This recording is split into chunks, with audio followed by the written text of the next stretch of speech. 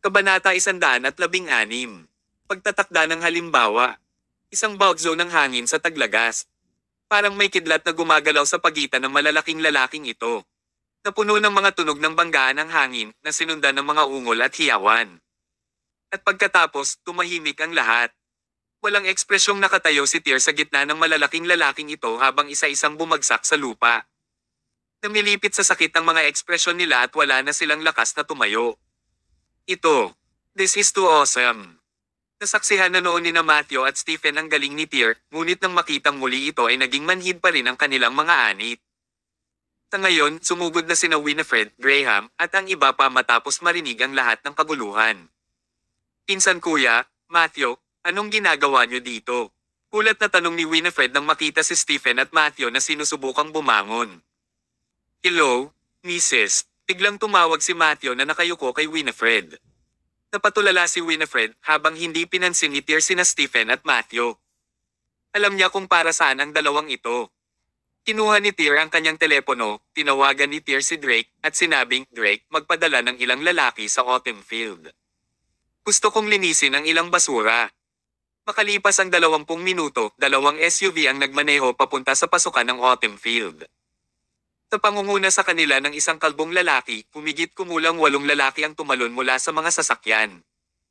Lumapit siya at magalang na binati si Tyr sa pagtawag sa kanya ng Kuya Tyr. Tinuro ni Tyr ang mga tauhan ni Gus na nakadapa pa rin sa lupa, napapaungol sa sakit. Dalhin mo sila sa isang lugar na liblib. Dalhin mo sila sa Starlight Amusement Park. Naiintindihan. Si Gus at ang kanyang mga tauhan ay inihagi sa mga SUV ng grupo ng kalbo. Sumunod naman si Tyr sa likod nila. Master, saan ka pupunta? Darating din kami, sabi ni Matthew. Umakbang siya papunta kay Tyr sa pagtatangkang habulin siya, ngunit nauwi sa pagsipa sa lupa. Guro, ikaw. Sumimangot ng husto si Tyr at saka sinulyapan si Stephen, pinsan kuya, nandito ka rin ba para makakuha ng master? Natigilan si Stephen. Although sinasamahan ko lang si Matthew dito, I really admire strong people. Umalaklak si Tyr. Stay here and protect Winifred. I'll treat you guys to hot pot tonight. Pagkasabi nun ay tumalikod na siya at sumakay sa sasakyan. Makalipas ang kalahating oras, sa Starlight Amusement Park, si Gus at ang kanyang mga tauhan ay nakasquat sa harap ng carousel na namumutla ang mga mukha. Malubha silang binugbog ng grupo ng kalbong lalaki, at kanina pa umiiyak at sumisigaw hanggang dito. Ang mukha ni Gus ay ganap na namamagana parang ulo ng baboy, ngunit hindi siya nagparaya. Dear Summers, you're quite a capable guy. Kung gusto mo kaming patayin, gawin mo na lang. Ano ba ang dala mo dito? Walang pakialam na sumulyap si Tyr kay Gus. Inalungkat ng kalbong lalaki ang katawan ni Gus, nakakita ng telepono, at ceremonial na ibinigay kay Tyr. Inalog ni Tyr ang phone sa harap ni Gus. Password. Anong balak mo? Para bigyan ng video call si Kerim. Hahaha, biglang tumawa ng malakas si Gus. Dear Summers, ano ang sinusubukan mong gawin? Sinusubukang matuwa sa aming Master Kerim na nahuli mo kami. O naglagay ka ba ng bitag dito at sinusubukan mong akitin si Master Kerim? Iyan ba ang plano mo? Napakaduwag. Sa tingin mo ba ay gagana ang ganito kay Master Kerim? Hindi mahalaga kung ayaw sabihin ni Gus kay Tyr ang kanyang password dahil gumamit siya ng ilang hindi kilalang taktika para mahiwagang i-unlock ang telepono. Nang mahanap ang contact ni Kerim sa isang messaging application, nagsimula siyang mag-video call. 2 beses tumunog ang dial tone bago nakonekta ang tawag at lumabas sa screen ang matipunong mukha ni Kerim. Hi, Kerim Zachary. Ako si Tyr Summers. Umunat ang noo ni Kerim. Nasaan si Gus? Nandito siya. Inactivate ni Tyr ang rear camera bago isa-isa itong winalis kay Gus at sa kanyang mga tauhan. Kerim, masyadong mahina ang mga underlines na pinadala mo. Hindi man lang sila makatiis ng kaunti. Pero medyo loyal sila sayo. Napakadilim na ngayon ng mukha ni Kerim. Anong gusto mo, Tyr? Not much. Gaya ng sabi ng subordinate mo, I'm just trying to glow through a video call. Nagliyab sa galit si Kerim. Ito ay isang hamon. Isa itong tahasang hamon. Napakaraming taon na ang nakalipas mula nang may tao sa Con City na tahasang sumubok na hamanin si Kerim Zachary. Dear Summers, you're just trying to get me there to bail my brothers out, di ba? Spill, what do you want? Gusto mo bang pumunta ako mag-isa para mapakinabangan mo ang sitwasyon at ilabas mo ako at sama-sama? Tina Kerim at Gus ay nakasakay sa parehong tren ng pag-iisip. Ipinapalagay nila na sinusubukan ni Tyr na ibagsak si Kerim sa pamamaraang ito. Agad na sumigaw si Gus, Master Kerim, huwag kang pumunta rito. Siguradong may naghihintay sa kanila. Kung pupunta ka rito, papasok ka sa bitag ng brat na ito. Mula sa dulo ni Kerim, dumating ang boses ni Sam, I'll go. Hindi, mag-isa akong pupunta, sabi ni Kerim. Pero masyadong delikado. Huwag kang mag-alala, hindi nila ako magagawang saktan. Gaya ng inaasahan sa isang bayaning tulad ni Kerim. May tiwala at tapang ang lalaki. Kung hindi, hinding-hindi niya makakamit ang posisyon na mayroon siya ngayon. Dear Summers, mas mabuting huwag mong hawakan ang mga kapatid ko kung hindi, mamamatay ka sa isang trahedya. Papatayin na sana ni Kerim ang video call para makapunta siya sa Starlight Amusement Park para iligtas ang kanyang mga kapatid. Gayunpaman, mabilis na sinabi ni Tyr, huwag magmadali sa pagbaba ng telepono. Sa palagay ko ay hindi mo naiintindihan ang aking intensyon. Ano? Natigilan si Kerim, at ang grupong nakaluhod sa lupa ay natarante rin. Kung hindi sinusubukan ni Tyr na akitin si Kerim dito, ano ang sinusubukan niyang gawin? Kerim Zachary, kung gusto kitang makitungo, hindi ko na kailangang gamitin ang mga taktika na ito. Hindi ka karapat-dapat na gumamit ako ng anumang taktika sa iyo. Ginagawa ko itong video call dahil gusto kong makita mo ang iyong sariling mga mata kung paano ko napilayan ang pamangkin mo noon. Habang nagsasalita siya, inilipat ni Tyr ang camera upang ipakita kay Kerim ang kanilang paligid. Nakikita mo ba itong Starlight Amusement Park? Dito ko napilayan si Chris Hill. Nakaramdam ng masamang pakiramdam si Kerim sa kanyang buong pagkatao. Lalong nagdilim ang ekspresyon niya. Ano lang ang sinusubukan mong gawin? Hindi ba't sinabi ko na sa iyo na ito ay isang pagtatanghal? Pagkasabi noon, pumunta si Tyr kay Gus at hinawakan ang braso nito. Basag, basag, basag. Patuloy ang pagpapakawala ni Gus ng nakakadugong hiyawan. Agad na nabali ni Tyr ang mga buto sa braso niya. Sumunod ay ang kanyang kabilang braso, pagkatapos ang kanyang mga binti, at panghuli, ang kanyang katawan. Pagkalipas ng 2 minuto, natamba si Gus sa lupa na parang tumpok ng putik. Baka sa mukha niya ang takot at kawalan ng pag-asa, tulad ng nangyari kay Chris. Hindi man lang sinusubukan ni Tyr na samantalahin ang sitwasyon. Nagpapakita lang siya ng halimbawa. Kabanata 117. Bumagsak na ang pamilya Zie. Walang salita ang makapaglalarawan sa damdamin ni Kerim, isang masalimuot na halo ng pagkabigla, galit at iba't ibang emosyon. Nakakabaliw si Tyr Summers. Masyadong agresibo. Nang hindi man lang binigyan ng pagkakataon si Kerim na makipag-ayos, ginamit niya ang pinakamalupit na paraan para pilayin ang nangungunang general ni Kerim sa harap mismo ng kanyang mga mata. Walang alinlangan na parang pinahiya ni Tyr ang asawa ni Kerim sa harap niya. Tyr Summers, papatayin kita. Papatayin talaga kita. Kahit na si Kerim ay isang matigas na tao na may masamang ugali, walang salita ang makapaglalarawan kung gaano niya pinakitunguhan ang kanyang mga kapatid. Kung hindi, si Gus at ang iba pa ay hindi payag na ilagay ang kanilang buhay sa linya para sa kanya. Ang kanyang galit ay totoo. Lahat ng tao nakakapagsabi ng masakit. Simula nang simulan ko ang video call na ito sa iyo, hindi na ako nag-alala na hinahanap mo ako. Kerim Zachary, kasi simula pa lang ng palabas. Pagkasabi niyon, lumapit si Tyr sa isa pang subordinate ni Kerim. Gamit ang parehong paraan, ang buong Starlight Amusement Park ay napuno ng walang katapusang kawalan ng pag-asa at mga hiyawan ng dugo. Sa loob ng 10 minuto, napilayan na ni Tyr ang 3 tao. Pagkatapos noon ay bumaling siya sa kalbo at sa mga tauhan nito. Kumuha ng isang tao bawat isa, at subukang huwag patayin ang mga ito. Naramdaman ng kalbong lalaki at ng kanyang mga tauhan ang pagtusok ng kanilang anit.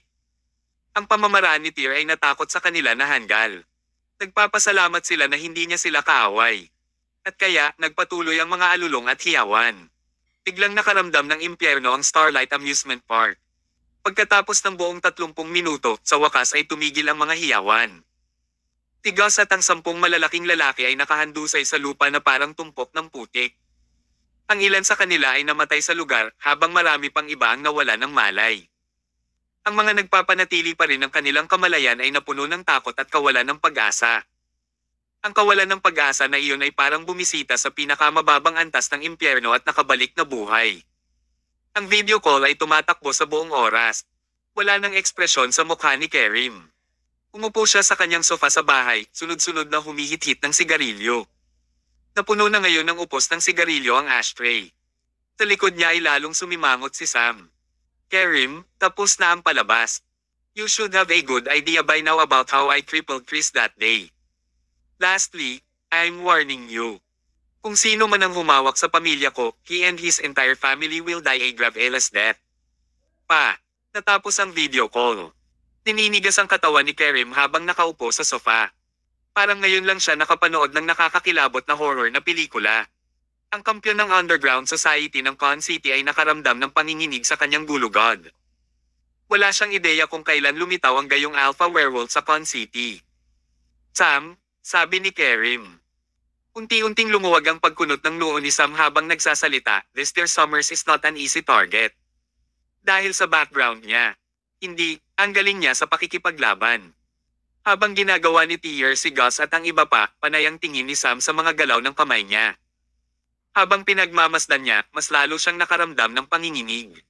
Sigurado ka bang kaya mo siyang harapin? Tanong ni Kerim. Hindi ko masabi, pero talagang karapat-dapat siyang kalaban para sa akin, sagot ni Sam na naglalakad patungo sa pintuan ng mansyon. Tinawag siya ni Kerim, leave things before today. I'll contact you kapag oras na para kumilos. Sige. Si Sam ay isang prangka na tao at hindi kailanman pabaya. Tinunod niya ang utos ni Kerim nang walang pag-aalinlangan at aatake kung saan man siya ituro ni Kerim. Pagkaalis ni Sam, patuloy na minamasahe ni Kerim ang kanyang mga templo gamit ang kanyang mga daliri. Nakaramdam siya ng pagkabalisa. Ang dahilan nito ay hindi lang dahil sa video call ni Tier sa kanya kanina, kundi pati na rin sa ugali ni Sam. Halos 10 taon na siyang sinusundan ni Sam. Maliban sa tulong mula sa pamilya Hill, ang isa, mas malaking bahagi ng dahilan kung bakit nakuha ni Kerim ang kanyang kapangyarihan at katayuan ngayon ay dahil kay Sam. Walang alinlangan na siya ang pinakamalaking trumpo at taga-suporta ni Kerim. Sa nakalipas na 10 taon, hindi nakita ni Kerim si Sam na kasing seryoso niya ngayon. May nakita pa siyang bakas ng pagdududa sa sarili sa ugali ni Sam. Talagang hindi ito magandang senyales. Kinuha niya ang phone niya at tinawagan si Carl. Mula sa kabilang dulo ay nag-aalalang boses ni Carl, how did it go? Not so well. We severely underestimated Tier Summers, but I'm able to take care of this. What about things on your end, brother-in-law? Kapag lumipat ang pamilya ko sa Hill, wala sa akin ang isang pamilyang Zia. Bumagsak na ang pamilyang Zia, dapat nasa labas na sila ng Con City ngayon, sagot ni Carl. Ang pamilya ng Hill ay isang elite na first-rate na tribo sa Con City. Kahit na sila ay nasa iba't ibang mga industriya, para sa isang first-rate na pamilya na sirain ang isang third-rate na pamilya tulad ng mga Zias, tumagal lamang ng ilang mga tawag sa telepono. Bukod dito, sa kanilang kasalukuyang mapanganib na kalagayan, ang pamilya Zia ay hindi na itinuturing na isang pangatlong antas ng pamilya. Kaya naman, isang araw lang ang inabot ng pamilya Hill para mapilitan ang Zia Group sa dead end. Ang malaking gusali ay agad na gumuho.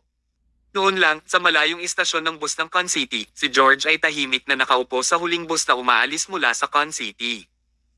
Sa tabi niya, tulala rin sina Jackson at Jared, parang manhid sila sa lahat ng nararamdaman. Ang malaking pamilyang Zia ay bumagsak ng ganoon, at sila ay natanggalan pa ng kanilang kanlungan sa Con City. Kahapon lang, masigla pa rin ang buong pamilya, sa pag-aakalang makakadikit na sila sa piling pamilya ng Hill at malapit na ang kanilang mga araw ng kaluwalhatian. Isang araw. Sa isang araw lang, nauwi sa wala ang lahat, at nasira ang pamilya nila. Humandar na ang makina ng bus. Dumungaw si George sa bintana habang tumutulo ang mga luha sa kanyang mukha. Nilinaw na nila ang sitwasyon. Nauwi sa ganito ang pamilya Zia dahil kina Tier Summers at Winifred Zia, habang si Iris Zia ang may kasalanan sa lahat ng ito. Sa pagkakataong iyon, nagalit ang buong pamilya Zia kina Iris at Winifred, kasama na rin ang mga magulang ni Iris. To the point na walang kukuha ng patay na katawan ni Iris ngayong nasa impyerno na siya. Habang umaalis ang bus mula sa Con City, hindi napigilan ni George na umiyak. Sino ba ang mag-aakala na ang ilang dekada ng pagsusumikap ay masisira ng dalawa kong apo? Bumagsak ang Zia Group. Tumpak na pagsasalita matapos silang pilitin sa isang sulok ng pamilya Hill, ginamit ng huli ang presyong 10 milyon para makuha ang kanilang kumpanya. Kasama sa 10 milyon na ito ang Zia Mansion, ang lupain sa South Hill Plains, at ang pabrika ng Zia. Ito ay daylight robbery, ngunit ang pamilya Zia ay walang pagpipilian bago ang isang makapangyarihang organisasyon. Kung tumanggi sila, hindi nila makukuha ang 10 milyon, at bago matapos ang linggo, ang pamilya ay walang maiiwan. Ang pagtanggap sa kanilang mga tuntunin ay ang tanging desisyon na maaaring gawin ni George. Tay, babalik talaga tayo balang araw.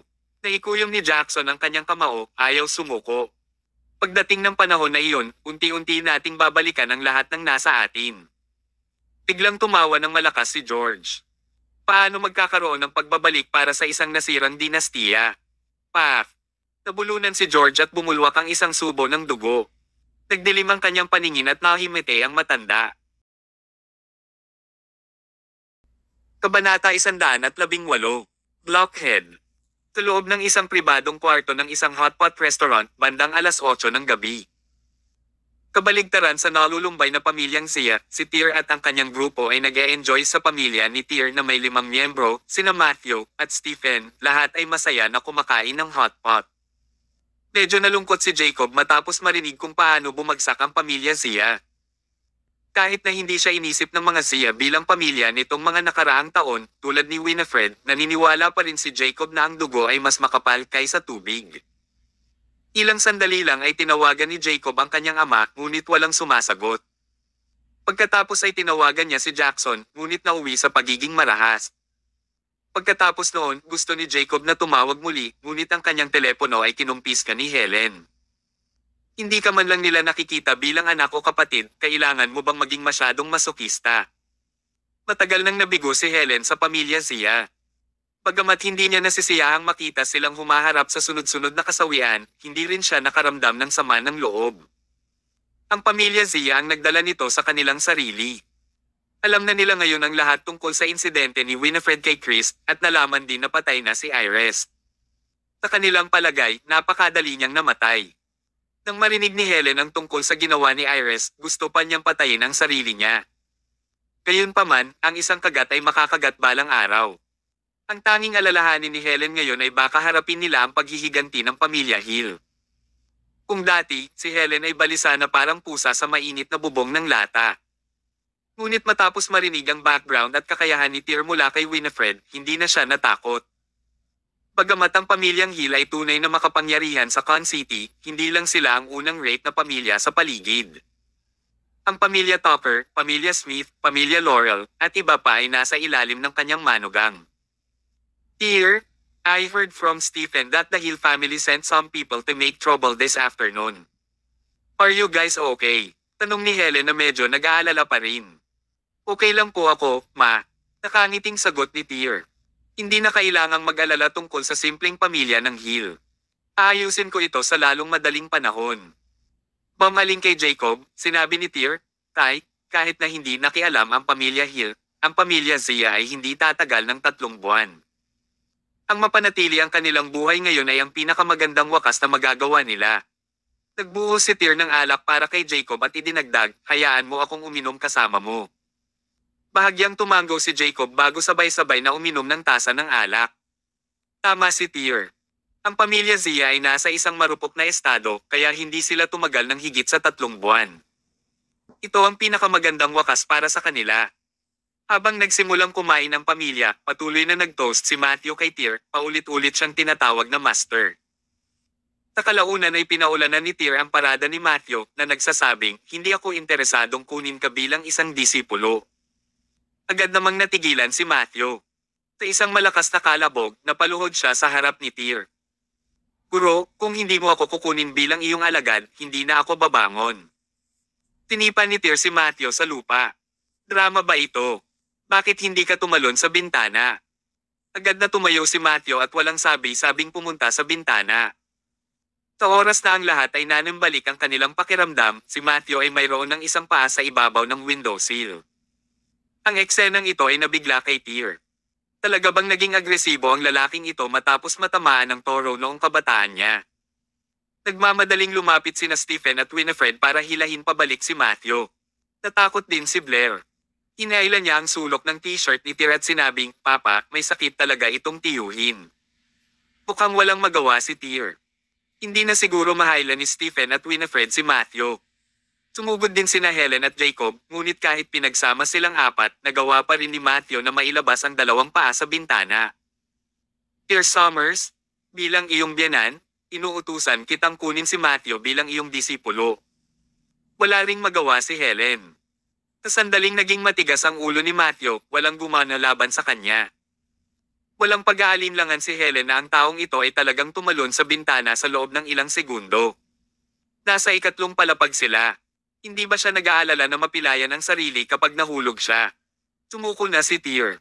Bakit kailangan siyang guluhin ng isang matibay at simpleng wordo? "Sige, bumaba ka dito." Mabilis na bumaba si Matthew sa windowsill at bumalik para lumuhad sa harap ni Tyr. "Guro, mangyaring tanggapin ang paggalang ng iyong abang alagad. The hell with your respects." Hindi napigilan ni Tyr ang pagmumura. "Huwag mong isipin na madali kang magiging alagad ko." "Ano ang ibig mong sabihin, guro?" Tinulyapan ni Tyr si Matthew, saka tumingin kay Stephen. "Pinsan kuya, sinusubukan mo rin bang maging alagad ko?" Tanong niya. Napangiti si Stephen. "Kung papayag kang isama ako." Inubos ni Tyr ang alak sa kanyang tasa bago sinabing, "Mag-ulat sa Departamento ng Seguridad ng Autumnfield bukas ng umaga. Pwede na kayong magsimula bilang mga security guard." "Ano?" Natigilan sina Matthew at Stephen, mukhang gulat din si Winifred.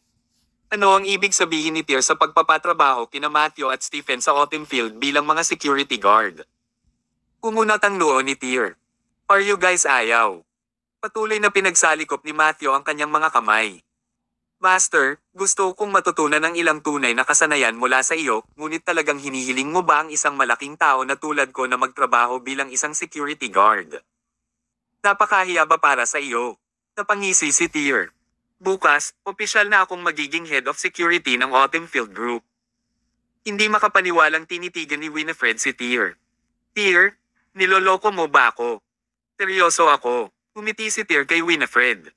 "Paano maghapon sa bahay ang isang tulad ko, hindi ka ba pumapayag? Kung magiging security guard ako sa lugar mo at magtrabaho para sa iyo, hindi lang kita mapoprotektahan, kundi makikita rin kita anytime. Kaya, bakit hindi?" Kinabukasan, pinangunahan ni Tyr sina Matthew at Stephen sa Departamento ng Seguridad ng Autumnfield Group. Ang kanilang mga araw bilang mga security guard ay mura at nakakainip, at ito ay lalong pagpapahirap para sa isang tulad ni Matthew. Araw-araw, wala silang magawa kundi magpatrolya sa pabrika ng paulit-ulit. Ito ay lubhang mapurol. Ngunit sa kabutihang palad, ang Autumnfield ay isang pagawaan ng damit. Maraming babaeng trabahador doon at karamihan sa kanila ay kasing edad ni Matthew. Tinagtagal, nakahanap na siya ng bagong source of entertainment sa kanyang pinagtatrabahuan. To be precise, sinusubukan niyang maghanap ng girlfriend. Gayunpaman, ang kanyang mga kasanayan sa komunikasyon sa mga batang babae ay medyo naiiba sa ibang mga tao. Halimbawa, kaninang umaga, dumating si Matthew sa pabrika ng madaling araw at nagpakita sa tabi ng isang binibini na nagtatrabaho sa makinang punahi. Tumingin ito sa kanya, ngumisi ng nakakaloko. "Anong ginagawa mo?" tanong nito, na nalilitong nakatingin sa kanya. "Hihihi." Nakangiti pa rin na parang tulala, na ikuyom ni Matthew ang kanyang mga kamao at walang humpay na nagpose sa harap ng binibini. "Nabalitaan ko na kayong mga babae ay nagkakagusto sa isang lalaking may magandang figure. Ano sa tingin ninyo ang mga biceps na ito?" Banata 119. Multo sa bagyo. Pagkatapos ng Dumpling Festival, mas uminit ang panahon. Panahon na rin ng malakas na ulan at bagyo. Maliwanag ang araw kaninang umaga ngunit biglang natabunan ng madilim na ulap ang kalangitan sa hapon. Pagkatapos ng tanghalian, isang kidlat ang kumislap sa kalangitan, at ang mga kulog na kulog ay yumanig sa gusali ng pabrika. Hindi nagtagal, bumuhos ang malakas na ulan mula sa himpapawid, sa isang iglap ay tinangay ang init ng tagaraw. Pagkatapos dalhin ni Tyr sina Matthew at Stephen sa security team ng Autumnfield, ang mga kasalukuyang security personnel ay tuluyan ng pinaalis ni Tyr. Mayroon na ngayong mahigit 10 security guard, lahat sila ay mga profesional na inayos ni Drake sa ilalim ng mga tagubilin ni Tyr. Karamihan sa mga lalaki ay may mga background sa militar. Maya-maya lang, nakatayong patayo ang isang security guard sa security booth ng entrance ng kumpanya. Kahit na sa napakasamang panahon na ito, nakatayo pa rin siya ng tuwid na parang sibat, hindi gumagalaw. Sa di kalayuan, isang silhouette ang dumating dito. May itim na damit, mahabang buhok, at slim figure, ang lalaki ay tila isang multo na nakatakas mula sa impyerno. Siya ay naglalakad sa lupa ngunit ang kanyang mga paa ay tila lumulutang. Sa ilalim ng malakas na ulan, ang lupa ay agad na napuno ng mga puddles ngunit habang ang kanyang mga paa ay gumagalaw, halos walang tumalsik na tubig. Para siyang naglalakad sa ere. Ang lalaking ito ay si Sam Yeager. Naglaro na rin sa wakas ang trump card ni Kerim. Nang mapansin ng security guard sa booth si Sam, inilahad nito ang kamay, senyales na magparehistro ang lalaki. Gayunpaman, para bang hindi kabilang sa mundong ito si Sam, nagpatuloy siya sa pagsulong ng walang sulyap sa security guard. Tumayo ka doon. Isang kulog ang bumungad sa kalangitan. Tumalo ng security guard sa booth niya at pumunta kay Sam. Tumangala si Sam na may dark circle sa ibaba ng kanyang mga mata habang sinulyapan ng security guard. Pagkatapos nito, pinabilis niya ang kanyang bilis. Sa unang hiwalay ng 3 metro, tila nag-teleport si Sam sa harap ng security guard. Bam! Isang tila malumanay na suntok ang damapo sa dibdib ng security guard at agad itong napaatras na parang saranggola na bumagsak sa automated barikada.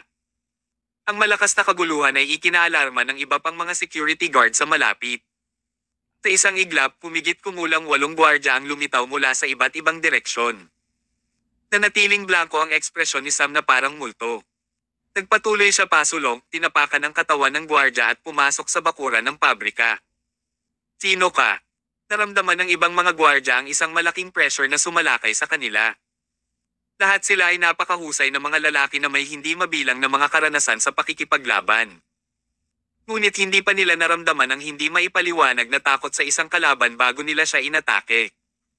Hindi sumagot si Sam habang patuloy sa paglalakad. Lalong bumuhos ang ulan, nabasa ang kanyang damit at buhok. Sa pamamagitan nito, ang kanyang pagkatao ay tila mas madilim at mas nakakatakot. Itigil mo siya. Tinugod ng mga security guard si Sam gamit ang mga electric baton. Bam bam bam. Ang mga tila banayad na suntok na iyon ay naglalaman ng napakalaking kapangyarihan. Ang mapurol na tunog ng epekto kasama ang walang humpay na mga kulog sa kalangitan ay lumikha ng banayad na taginting. Ang bawat suntok ay nagpadala ng isang gwardya na bumagsak sa lupa na naging dahilan upang hindi sila makagalaw. Sa sandaling iyon, si Sam ay parang mga nakakatakot na kulog sa kalangitan, walang tigil na pinupunit ang madilim na ulap na nakapaligid sa kanya. Sa loob lamang ng halos 10 segundo, ang mga gwardya na may mga electric baton ay bumagsak lahat sa lupa. Umakyat si Sam sa gusali ng opisina ng Autumn Field Group. Pagtingin sa itaas sa establishmento, sa wakas ay gumuhit ang kanyang mga labi sa isang kakaibang ngiti.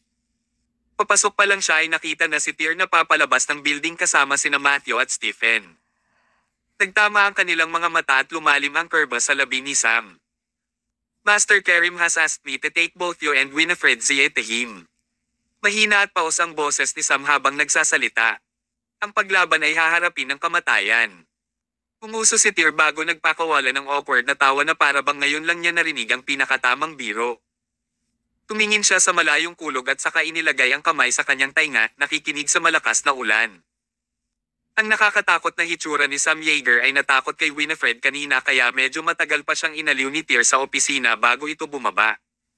Nakakainis ito ng husto kay Tyr.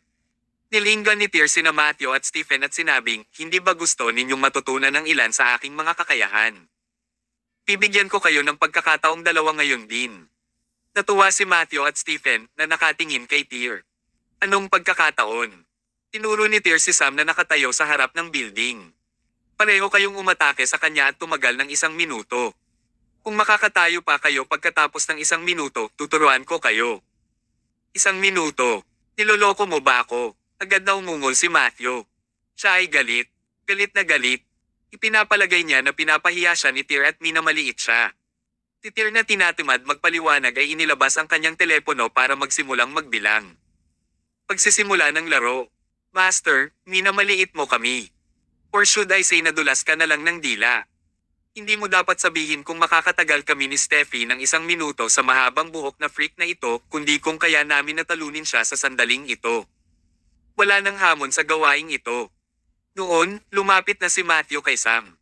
Dahil sa tiwala niya, hindi niya masyadong inisip si Sam. Buo pa rin ang kumpiyansa mula sa kanyang pagkabata kung saan naniniwala siyang makakapagpadala siya ng toro na lumilipad sa kanyang suntok. Go to hell, long-haired freak. Isang suntok ang ibinato ni Matthew. Ito ay isang suntok na nagawang itulak ang isang bakal na sandbag na tumitimbang ng ilang daang kilometro pabalik ng kalahating metro. Ang suntok ay maaaring magpasabog pa ng ulan sa paligid noon. Tumangala si Sam nang hindi umiiwas, katulad ng kanina, marahan siyang nagpaputok ng suntok. Bam! Nagkaroon ng mahinang tunog ng banggaan na sinundan ng isang nakakakilabot na hiyawan. Ang sigaw na ito ay kay Matthew. Nanatili si Sam sa kinatatayuan niya habang si Matthew ay mabilis na napatras ng ilang hakbang. Ang pinakamasama ay, ang mahigpit na nakakuyom na bakal na kamao ni Matthew ay nabitawan at ang kanyang mga daliri ay liko na parang paa ng manok. Napagpasyahan ng laban sa isang suntok lamang na ito. Ang mga dugtungan sa kamay ni Matthew ay inilipat ni Sam. Sa ngayon, ang gulat na nararamdaman ni Matthew ay lubos na nababalot sa matinding sakit sa kanyang kamay. This long-haired freak looked fragile but his strength was insane. Sa tabi niya, naging seryoso rin ang ekspresyon ni Stephen. Ayos ka lang ba? Lumingon si Stephen para tanungin si Matthew. Ayos lang ako. Naikuyom ni Matthew ang isa pang kamao. Let's go. We'll beat this long-haired freak to a pulp para hindi mababawasan ang tingin ni Master. Huminga ng malalim ang dalawang lalaki nang magdilim ang kanilang ekspresyon. Nagpakawala ng mahinang ungol, tumakbo sila patungo kay Sam na parang dalawang galit na mabangis na hayop. Kabanata 120. Tumatagal ng 1 minuto. Habang nakatayo sa ulan, unti-unting naging makapal na mamamatay tao ang aura sa katawan ni Sam. Si Stephen ang unang umabot sa kanya ng isa pang suntok. Gayunpaman, casual na nagtaas ng braso si Sam at sinalo ang kamao ni Stephen. Sa isang malakas na pagpisil, pumutok. Agad ding na-dislocate ang mga dugtungan ng daliri ni Stephen. Basura, napamura si Sam. Pagangat ng paa, sinipa niya si Stephen pabalik ng ilang metro. Lumipat siya sa gilid, iniwasan ang suntok ni Matthew bago hinawakan ang kanang braso ni Matthew kung saan niya nasira ang mga daliri ng lalaki kanina. Sa isang malakas na paghatak, inihagis niya sa kanyang ulo ang matipunong si Matthew na tumitimbang ng higit sa 70 kilo na nadorage sa lupa. Bang! Medyo nayanig ang lupa nang lumapag si Matthew, umubo ng isang subo ng dugo. Maging si Tyr ay medyo napangiwi habang nakatingin. Buti na lang matigas at matatag si Matthew. Kung may iba pang nabasag sa lupa tulad ng isang malaking martilyo, napunta na sila sa langit ngayon. Tiningnan ni Tyr ang oras sa kanyang kamay at hindi sinasadyang umiling. Nakababa sina Stephen at Matthew sa loob lang ng 10 segundo. Malayo ito sa inaasahan ni Tyr. Ano ito? Gayunpaman, sa sandaling iyon, sumigaw si Stephen ng malakas. Ilang beses niyang tinapot ang ulo niya bago muling sinisingil si Sam. Kasabay nito, nilunok ni Matthew ang dugo sa kanyang bibig pabalik sa loob at bumangon. Steffi, hindi natin hahayaang murahin tayo ni Master. Cut the crap. Nag-iingay ang dalawang lalaki habang bumubulusok kay Sam. Bang! Basag! Bam! Nagpatuloy ang tunog ng impact. Hindi nagpigil si Sam sa bawat pag-atake. Ang isang dalubhasa tulad ni Tyr ay hindi kailanman nagkamali pagdating sa pagsusuri sa iba. Masasabi pa niya na si Sam ay isang top-class na eksperto sa unang tingin. Para sa mga tagalabas tulad ni na Stephen at Matthew na marunong lamang gumamit ng brute force, hindi sila tatagal ng 20 segundo sa teorya. Inutusan ni Tyr sina Matthew at Stephen na tumagal ng 1 minuto dahil ayaw niyang kunin sila bilang mga disipulo. Hindi siya naniwala na makakasama nila si Sam ng 1 minuto. Gayunpaman, 20 segundo na ang lumipas na lumampas sa paunang inaasahan ni Tyr. Nabugbog man sila ni Sam, hindi nagpakita ng senyales ng pagsuko ang dalawa. May kumislap na liwanag sa mga mata ni Tyr. Bam! Isa pang suntok. Pangatlong beses na si Matthew na binugbog ni Sam. Ang suntok na ito ay nakatupi sa kanyang dibdib na bali ang ilang buto ng kanyang tadyang. Gayunpaman, bumangon si Matthew na parang ayos lang. Kasabay nito, sinipa ni Sam si Stephen sa kanyang balakang na nabali ang buto ng huli.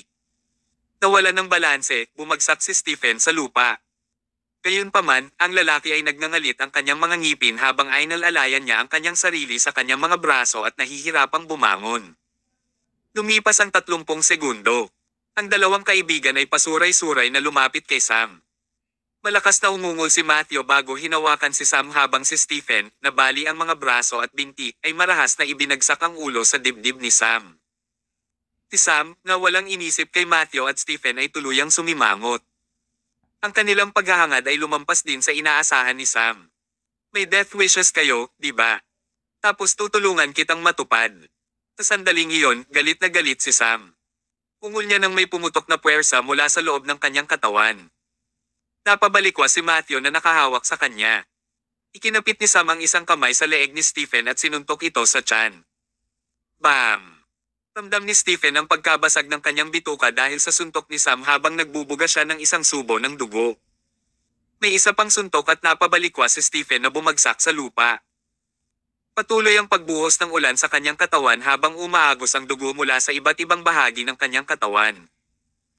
Ang isang regular na tao ay mawawala ng malay pagkatapos na magkaroon ng gayong mabibigat na pinsala, ngunit si Stephen ay patuloy na nagpupumilit na bumangon mula sa lupa. Ang isang minuto ay maikli, ngunit para kina Stephen at Matthew, ang sandaling ito ay parang isang siglo. Tiningnan ni Tyr ang oras sa phone niya at laking gulat niya, 50 segundo na ang lumipas. Pilit pa ring bumangon si Stephen. Ito ay isang gawain na hindi kayang tapusin ng regular na tao, ngunit hindi siya sumuko.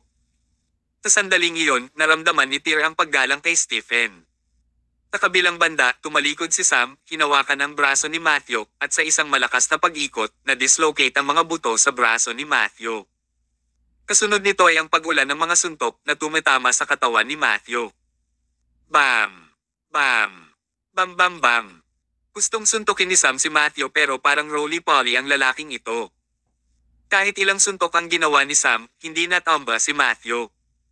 Are you crazy? Sam's eyes were filled with murderous intent. He jumped up, folding his fist tight as green veins immediately covered his arms. Then go to hell. Inubos ng mabangis na suntok na ito ang lahat ng lakas ni Sam habang nakatutok ito sa templo ni Matthew.